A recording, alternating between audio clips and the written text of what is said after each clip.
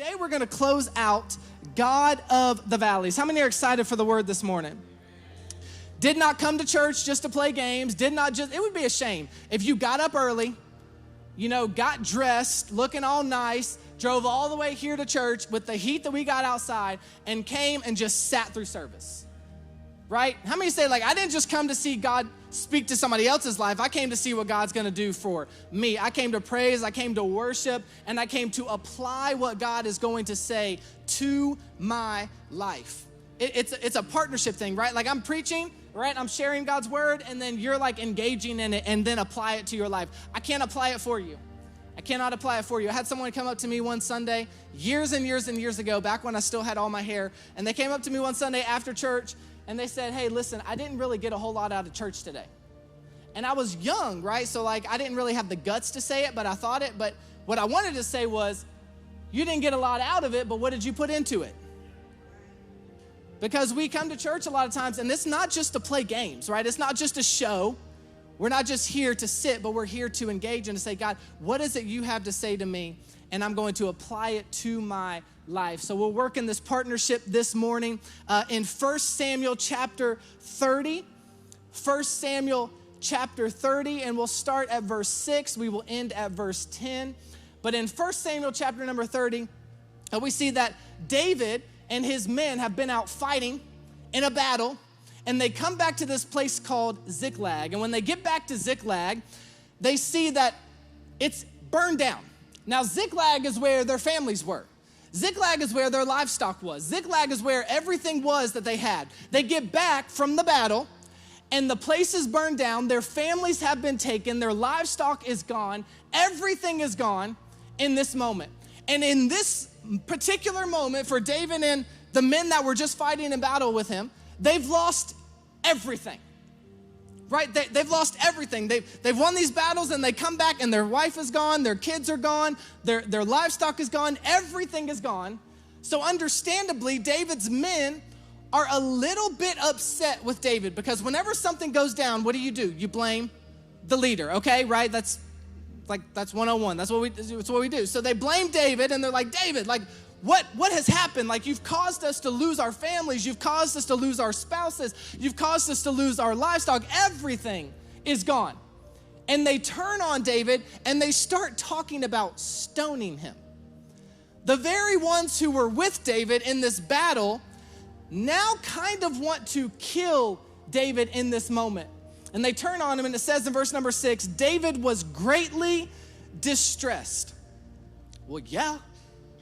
Everybody that he had is turned on him. He says, David was greatly distressed because the men were talking of stoning him. Have you ever had a time where somebody was supposed to have your back and then they turned on you? Ever had a time where you had somebody there oh, I'm with you to the ends of the world. Let's go. We got this. I'll never leave you. We are peanut butter and jelly, which by the way is gross, but we're like peanut butter and jelly, right? We go together like that. Don't shake your head at me. We've been through this a couple weeks ago. We're like peanut butter and jelly. We're never going anywhere. I'm with you. And then all of a sudden something happened, and then you look, and they're you've been stabbed in the back, and you're like, hey, who did that? And you turn around, and they're standing there hey, it was me, right? That's David in this moment. He has these guys who have been with him for all this time, and now they turn on him in this moment. That would cause any of us to be distressed. That would cause any of us to be distraught in this point in life. Is the one who was with us has now turned on us. It says each one, they talked of stoning him. They were bitter in spirit because of his sons and daughters. But David found strength in the Lord his God. Then David said to Abiathar the priest, the son of Ahimelech, bring me the ephod. Abiathar brought it to him, and David inquired of the Lord, shall I pursue this raiding party? Will I overtake them? Now, this is such an important thing by David here. It's not what I want to preach on today, but it is too important to just pass over. It says that before David went after this raiding party, what did he do? He asked God. He said, God, should I do this? It says he inquired of the Lord. He did not allow his emotional reaction to take control. Many of us, we have something happen to us, and we allow our emotions to cause us to react and to go do something that gets us into more trouble than we would have been in if we'd have just let it stay. So David says, hey, God, I want to go after them. I think I need to go after them, but should I go after them? And God speaks and he says, pursue them. He answered, you will certainly overtake them and succeed in the rescue. David and the 600 men with him came to the Besor Valley, where some stayed behind.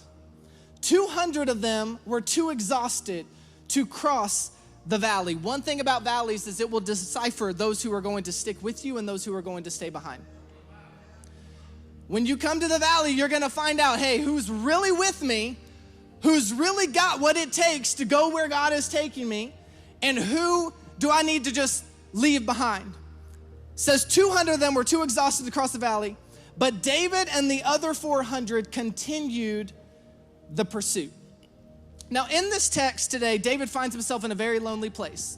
Being a leader in and of itself can lend itself to lonely seasons, but in this particular moment, David has made a decision, a choice, and because of his choice, it has caused all of his men to lose their wives and their children and their livestock. It's caused them to lose all of this stuff. So all of them turn against David. And David has a decision to make. He can either withdraw himself, and he can draw back into isolation where he says, woe is me.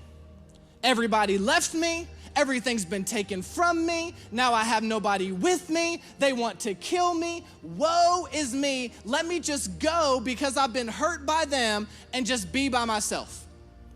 Let me just go and be on my own. Because isn't that kind of like initially our first reaction? Whenever somebody turns on us, whenever something happens to us, is our first reaction not to kind of withdraw and to just isolate because one person hurt me, let me isolate from everybody else? Because one person offended me, let me isolate from everybody else? So David, in this moment, he had a choice to make. He could either withdraw or he could do what he did, and he chose to be intentional about community. He chose to be intentional about those who were around him, because loneliness and isolation are always from the enemy. Because he knows that if he can get you by yourself, that he can stop you. But if you are surrounded by others that God has brought into your life, then he can't stop you. So the enemy's always gonna try to get you to isolate, try to get you to be lonely, try to get you to think that it is you against the world. There's no point in even trying. There's no point in even looking to do anything. But while we may not always know who's gonna be there, who's gonna leave us, how it's gonna play out, if we're gonna win, if we're not, we may not always know the end result. What we can always know, and of this we can be certain, is that we are not alone. Somebody say, I'm not alone. You are not alone. You may feel alone. You may think that you are alone. You may look around and it looks like you're alone, but you are not alone because God is always with you. And he is always fighting on your behalf, and he will always see you through. You can be certain of that. So for this final week of God of the Valleys, I want to talk to you on this subject. Of this, I'm certain. Of this, I'm certain. If you take notes, you can write that down at the top of your note sheet there in your welcome packet. Type it in the chat. Of this, I'm certain. Let's pray. God, I thank you for today. I thank you for your word. I pray, Lord, that nobody would see or hear from me this morning, but that they would see and hear from you. Speak to our hearts. Help us to hear what you have to say and then to apply it to our lives. And we thank you for it in Jesus' name. Everybody said, amen. Amen. Now, how many of you have ever done this before? Has anybody in here ever cried to try to manipulate a situation, like use tears to try to manipulate a situation? Like maybe, thank you, I have one honest person in the house. Everybody else is like, oh, I'm too good for this. I don't do that. I'm a good person, right? But like, you were in trouble and you had to cry and use some tears to try to get out of trouble, right? Like we've done this, okay? We've all done this. Now maybe we don't do it as adults. Maybe we matured out of it, or maybe we matured into it. I don't know. But what I know is that there is one group of people that uses tears to get out of things, and that's children. children. See, kids are a lot smarter than we give them credit for. And they scheme a lot more than we give them credit for. And in our household, my boys, they know that I don't do big messes, right? Like if there's a big mess and I find it, like if they have all the toys out and all the stuff, and I come across it, I immediately tell them to clean it up. I'm like, clean it up, like right now. But they're like, but we just got it out. I'm like, clean it up. I just can't handle it when I come across it. Now, I've tried to get better about it and let them, leave it out for a little while and be kids, like play with stuff like they're supposed to. So I've been like, God's been working on me, like leave it. So I've gotten to where I just don't, if I see it, I just turn and look the other way because it's just a thing. But my wife, Nicole, is a lot more gracious with the messes and she'll let it stay out while they play with it, and then when it's time to actually clean it up, like she can handle it being there and then have them clean it up. And the boys know this, which is why last Sunday after church, right, we've been in God's house, okay? We've been in God's house, we had church, we had lunch, we were home. The boys are upstairs playing, and they're playing with all these toys. I hear a mess happening, and Elijah calls out, and he says, I need help, please. And so Nicole was busy doing something. I was like, okay, I got you, I'll come help. And he says, no, we want mommy. Because see, he knew he had a mess upstairs and he knew what would happen. So he's like, we want mommy. And I said, well, mommy's busy, I can help you. And he said, no. And I said, well, why can't I come? And he didn't answer. So then I was like, babe, they want you. So she goes upstairs, and Elijah always thinks he's whispering when he's not. And I hear him tell Nicole, he's like, we wanted you to come upstairs because we knew if daddy came, he would say, it's a daggum mess. And I was like, I said it one time and you're gonna hold that against me? Like, I don't, what happened? Like, but I cannot handle the messes, and it's just this thing. And Elijah, he's my buddy, right? He's a daddy's boy. Judah's a mama's boy. And then Noah, our baby, the youngest, he's just gonna like both of us the same. But Elijah is my dude, the middle child. Like we're like this, and he knows it, and he plays off of that so well. He knows how to work it so well. And a couple weeks ago, similar situation, massive mess upstairs. Nicole and I go up together, and Nicole said, clean up the mess right now. Now, for Nicole to say clean up the mess right now, it's big, right? They had ransacked the entire upstairs. It was awful. It looked like we were never gonna get it put back together. And so we're going around and we're looking at everything they've done, and we've realized that the carpet is like wet.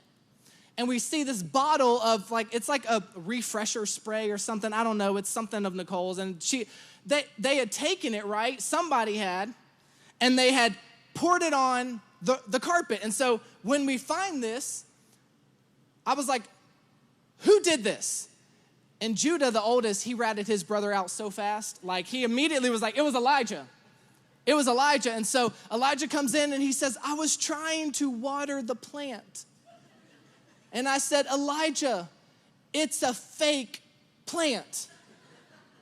So then Nicole looks at him and she says, no, sir, you know better. We do not do this. I've told you not to mess with mommy's things. And Elijah, this dude looks at me and he goes, Daddy! Just like that.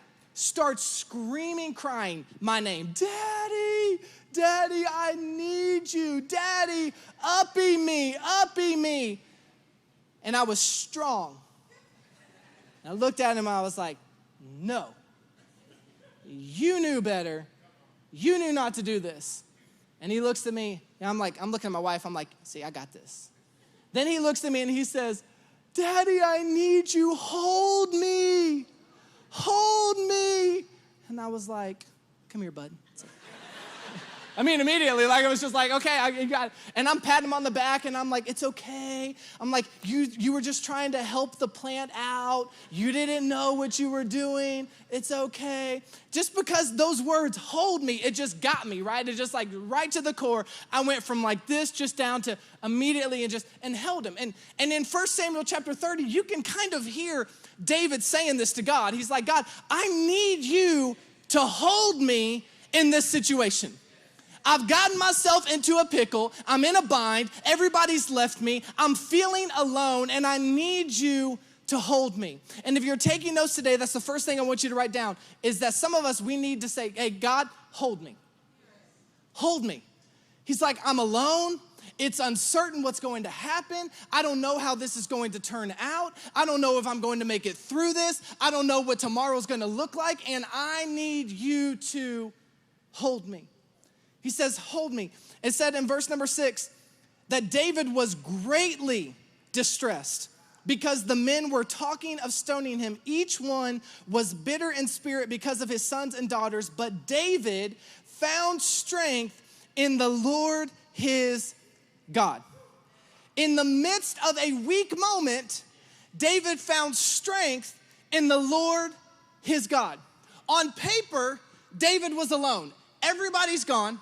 Everybody's abandoned him. On paper, David was alone. But in truth, he was never alone because God was always there. And you got to realize today, bad things may happen.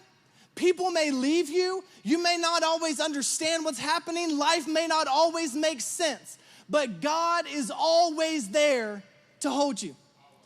He's always there to hold us. Doesn't matter what's happened, doesn't matter what we've done, doesn't matter where we've been, doesn't matter the mistakes we've made. God is always there waiting on us to cry out to him and to say, God, I have nowhere else to turn but you, and I need you to hold me. And in that moment, God is always there. He is always available to bring strength in the times when we are weak. And I know that none of us struggle with this, right? We're all strong, right? We're all well put together. We're all unfazed. We're never emotional.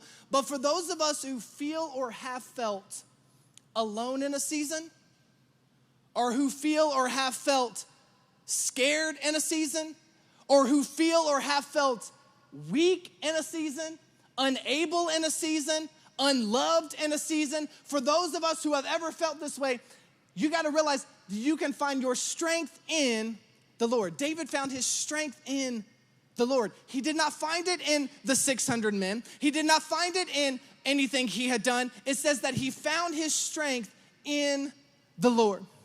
When our strength is in people, then our strength leaves when they leave. When our strength is found in them, we always end up alone. Because here's the thing about people. People change. People change. People's opinions change. People's preferences change. People's desires change. People's loyalties change. People change. And if you find your worth and your strength in people, then you're going to be disappointed because people will change. People are like, anybody ever had a Hungry Jack biscuit? Hungry Jack biscuit, oh my goodness, they're the best. I know y'all think like Pillsbury or homemade or what. Hungry Jack biscuits, they got this flake to them, right? They're flaky. People are like that. People are flaky, right? They're like a Hungry Jack biscuit. That's how I remember them. They're flaky. They're not the same today. It's just gonna flake off. It's gonna flake off. And when you find your strength in people's opinion, then guess what? You become their prisoner. When you find your strength in a person, you become their prisoner because when they want you to do something, they could just be like, nah, I don't really like that. And you're like, oh, okay, let me change this about myself so that I can do something that you do like. Oh, I don't really want you to do that. If you do that, I'm not gonna be there. Oh, let me change this about myself so that I can make you like me, so that I can make you want to be there. It does not mean that they're bad people. It just means that they're people. People are flaky. You and I are the same way. You're flaky. Turn to your neighbor, tell him, you're flaky. You're flaky because we're people. Doesn't mean you're a bad person. It just means you're a person. You are flaky. We're all flaky. Because here is the thing about people. They can be with you for 25, 30 years. Be by your side for 25, 30 years. I'm never gonna leave. But all it takes is one thing that they don't like. All it takes is one decision that they did not agree with. All it takes is one day of you not falling in line with how they wanted you to make a decision and what they wanted you to do and the way they wanted you to handle it. All it takes is one time and they're gone. And if your strength was in that person, then it leaves when they leave. If your strength was in the title that they gave you, then it leaves when they leave. When your strength was in the value that others placed on you and the worth that others gave you, then it leaves when they leave. When you find your strength and identity in people, then the moment that they leave, it's gone. And David said it like this in Psalm 73, verse 26. He said, my flesh and my heart may fail, but God is the strength of my heart and my portion forever.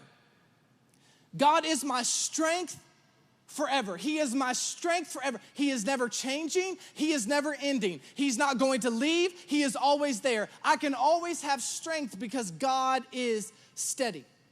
Hear me on this. The voice that you believe determines the future that you will experience. What voice are you listening to? The voice of those who are saying it's over for you? The voice of those saying that they're going to stop you? The voice of those saying that you're a lost cause? The voice of those saying that your best days are behind you? Or are you going to listen to the voice of God who says you are called, you are appointed, you are loved, you are worth it, you are strong, you have what it takes? Whose voice are you going to listen to? Because people will see you down and they'll try to keep you there. They'll say things to keep you there. A lot of times people say they're trying to help you when they're really trying to keep you in a place that they can be above you. Because people may like for you to do well until you are doing better than them. So people will see you in a place that is not the best that God has for you, but they will do everything they can to keep you there so that you can't grow to the place that God wants to bring you. But God will see you down and he will tell you to get back up. And if you fall down again, he'll tell you to get back up. And if you fall again, he'll tell you to get back up. You may fall down 7 times, but when God is your strength, you can get back up 8. Because he will not leave, he will not stop. And no matter what is going on in your life, you can get back up with him. But when you're relying on others, when they leave, you begin to think, oh, maybe it is over for me.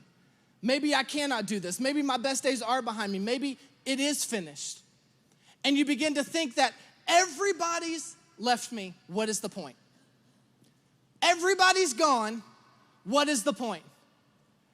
And you begin to think that nobody's left. See, David could have looked at this. He could have been like, my wife is gone, my kids are gone, and all the people that I still had have turned on me. I have nobody left. But the truth is, you may not have all, but you have some. We look at it and I'm dramatic, okay? I'm dramatic, and I'll be like, everybody's gone. Everybody left me, and they'll be like, dude, it was just like, y'all were acquaintances. You didn't even know them like that. And but I'm on my own. I'm flying solo. And we begin to think that we have nobody or nothing left in our lives to cause us to continue to fight. But the truth is that you may not have all, but you have some. And the next thing I want you to write down is that not all, but some. Some is not none, right? Some is not none. And many times we get discouraged because we have somebody or somebodies to leave, and we want everyone to be with us all the time. But you will never please everyone, and you will never keep everyone. The sooner you learn this, the more free your life will be.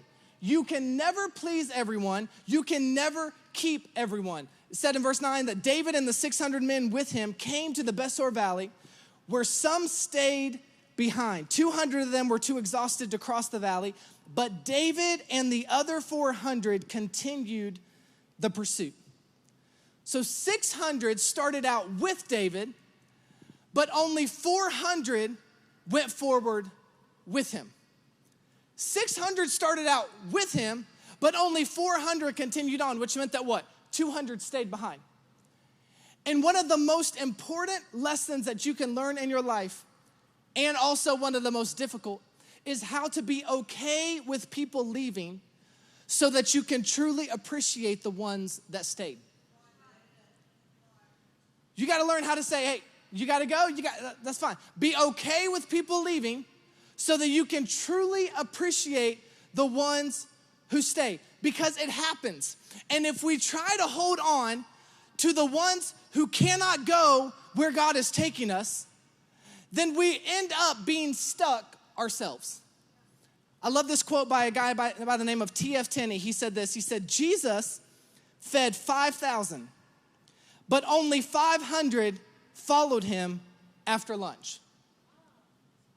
So like 5,000 fed, 500 stayed after lunch. A lot of us, we're trying to buy people. And I don't just mean by money. I mean, like, we're trying to buy people like, hey, what do you want me to do? I will do whatever you want me to do in order for you to stay in my life. I will do whatever you want me to do in order for me to keep you. Please don't leave me. Please don't leave me out here. We'll do whatever. You had 5,000 people that Jesus fed, and only 500 stayed. Then he had 12 disciples, but only 3 went further into the Garden of Gethsemane. And only 1 stood with him at the cross. The closer you get to the cross, the smaller the crowd becomes. The closer you get to the cross, the smaller the crowd becomes. Jesus went from 5,000 being fed to 500 staying, to 12 disciples, to 3 who were willing to go into the garden, to 1 of them stayed at the cross. And we get upset when somebody leaves because we have a disagreement on a political party, or we have a disagreement on something in the family, and we get all distraught and all upset over it, and we feel like, woe is me. Jesus had all of these, and they left, because the closer you get to where God is taking you, the smaller the crowd becomes. However, for David, not all 600 went with him, but 400 did.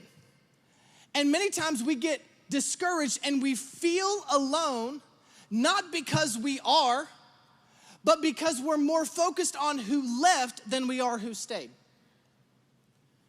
We begin to feel like we're alone because we're so focused on the ones who are gone instead of the 1, 2, 3, 4, 5 that stayed.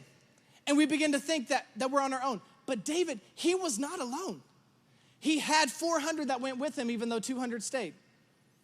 I was thinking this week about our son Judah, our oldest son. When he was a toddler, he was really into cars. Anybody seen the movie Cars? Right, Lightning McQueen, okay. And so he wanted to collect all these cars. And so we had like probably 20 to 25 of them out of the 500, of course, that they create and invent just so you have to buy more. We had like 20 to 25. And Judah, at 2 years old, would try to carry all of them. And I was getting nostalgic this week because he's in kindergarten, 5 years old now, and I was thinking about this and how he would try to carry all of them in his arms at one time. And if one of the cars fell, he screamed like he had just been slapped, okay? He just Gah! Like one car is on the ground. Like it was the end of the world because this one car hit the ground. He's still holding like 20, but one car's on the ground. So then he would try to pick up this one, and in picking up the one, he would drop 5. So then it's like total meltdown mode. And we had to help him realize you cannot carry all of them.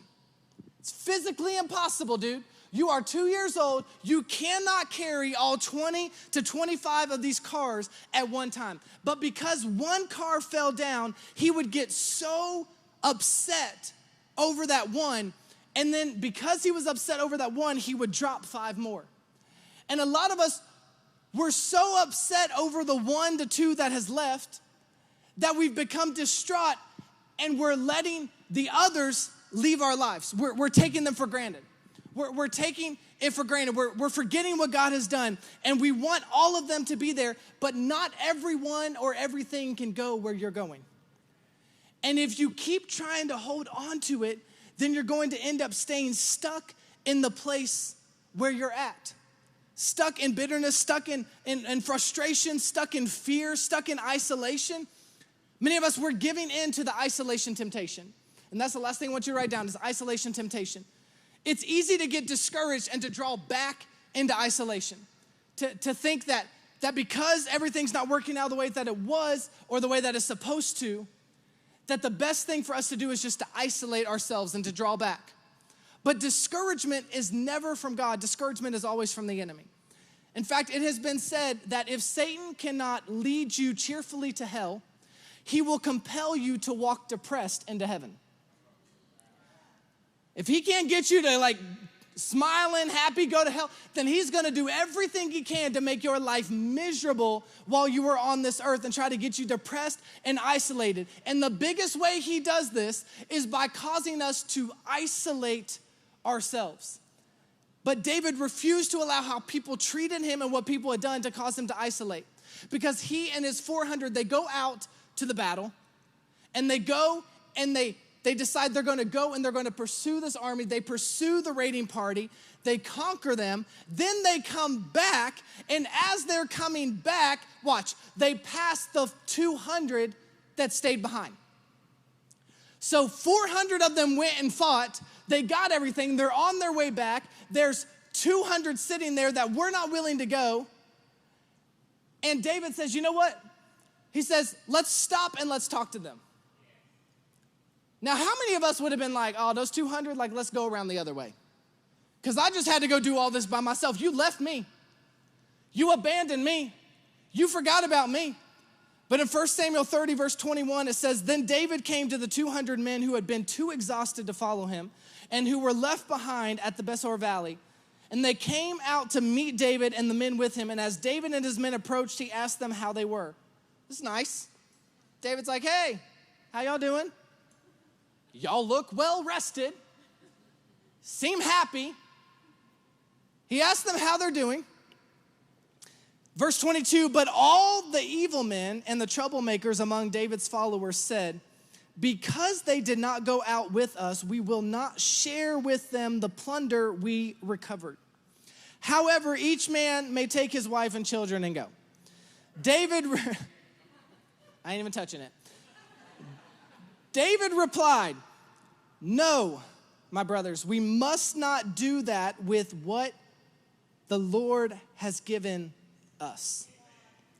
He has protected us and delivered us into our hands, the raiding party that came against us. Who will listen to what you say? The share of the man who stayed with the supplies is to be the same as that of him who went down to the battle. All will share alike. And this messes with all my petty people. Okay? It messed with me this week. I can be petty. Like in my Instagram group message I got with my wife and some friends, I had sent a message. Nobody replied to it. They sent another message. And then I sent another message and they said, no, not until you reply to mine. And I said, well, not until you reply to mine before that. I'm not replying to your message until you reply to my message, right? Like I can be the king of being petty sometimes. It messes with our petty people though, because David's sitting here and he says, listen, they may not have gone with us, but we're not going to forget about them. They may not have gone with us, but they were once a part of us. See, if you're petty, you'll end up lonely. David said, we're going to show them the same treatment that we would want to be shown. We're going to show them the same grace that we would want to be shown. Because they were never the source, God was. They were never the ones who were going to help us get it done. God was. He said, you must not do that with what the Lord has given us. If we're going to see God show us the grace, if we're going to see others show us the grace, then it requires us get to a place where we say, I'm willing to show the grace, even to those who betrayed me, even to those who hurt me, even to those who left me, even to those who stayed behind in the valley and made me go do this thing without them. If we're gonna see God do it, we gotta get to a place where we say, I don't know how God's going to do it. I don't know who he's going to use. I don't know how he's going to show up, but of this I am certain. The Lord will do it. The Lord will provide it. And while they may not be there, and others may leave me, and others may abandon me, and I may feel alone in a moment, God has never left me. And everyone who is supposed to be there to help me go where God is taking me will be there. And the ones who stay, when I come back around, I'm not gonna come back around and be like, nah, nah, nah, nah, nah, nah. I'm gonna come around and say, hey, I wanna help you see the goodness of God the same way I've seen the goodness of God. I wanna help you see how great he is because you were never my source. I know I got upset when you stayed. I know I got upset when you were left behind. I know I got upset when you said you wanted to kill me and stab me and stone me and all these things, but you were never my source. So I'm not mad at you for being human. I'm not mad at you for letting your flesh speak out, and I'm not gonna let my flesh speak out. And in fact, I want you to see how good God is, because God was always my source. And in the times when I was uncertain, and in the times when I was afraid, and in the times when I felt lonely, and in the times when I felt abandoned, God never left. In the times when I had questions for God, God never left. You know, church people will hear you have a question about God and they'll turn their back on you. But God's a big boy and he can handle it. And God says, I want you, if you have questions for me, I want you to come to me. It's okay. I'm not gonna leave you just because you have a question. I'm there to hold you. I'm there to guide you. I'm there to be with you. God says, everything that you need, I've got it. The identity that you need, God's got it. The love that you need, God's got it. The care that you need, God's got it. The worth that you need, God's got it. And in the times of questions and uncertainty and fear and wondering how it's going to happen and what's going to take place, God says, listen, of this you can be certain. You are not alone, and I am with you. You are not alone, and I will leave you. No matter who leaves, no matter who comes back, God is there the whole time. Every step of the way. On the mountain, in the valley, chasing down raiding parties, God is with you every step of the way. And he says, I'll never leave you. I'll never forsake you. I'll never give up on you. And I will always be there when you just need me to hold you.